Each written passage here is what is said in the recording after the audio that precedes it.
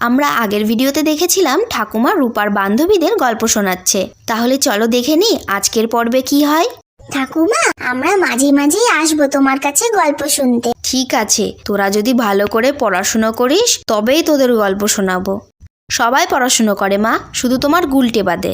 ঠিক আছে, ওকে আমি দেখছি। কোথায় গেল ছেলেটা? কোথায় আর যাবে? গরুর গোয়ালে আছে নিশ্চয়। কেন গরুর গোয়ালে কেন? ও কি করছে গরুর গোয়ালে? স্কুলে যাওয়ার সময় ওর মাথায় অনেক কিছুই আসে। মা, আমি ওদের সঙ্গে স্কুলে গেলাম।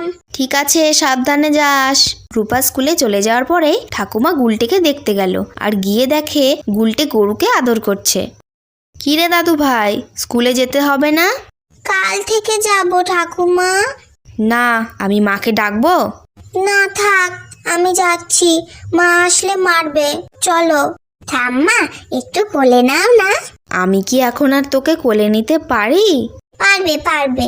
এই বলে তো ঠাকুমা গুলটেকে কোলে নিল। আর গুলটে ঠাকুমাকে কিভাবে ভুলিয়ে রাখবে সেইটা নিয়ে মাথায় একটা ফোন দিয়ে আটলো। জানো ঠাকুমা, আমাদের বাগানে কি সুন্দর ফুল ফুটেছে। তাই? চলো দেখে আসি। ঠিক আছে, চল।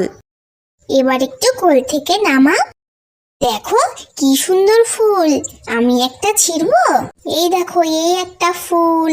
এই দেখো, এই একটা ফুল। কি সুন্দর তাই না ঠাকুমা ফুলগুলো? গুলটে ফুলের বাগান দেখতে দেখতে স্কুলের সময় পার হয়ে গেল। দেখলে তো গুলটে কি দুষ্টু।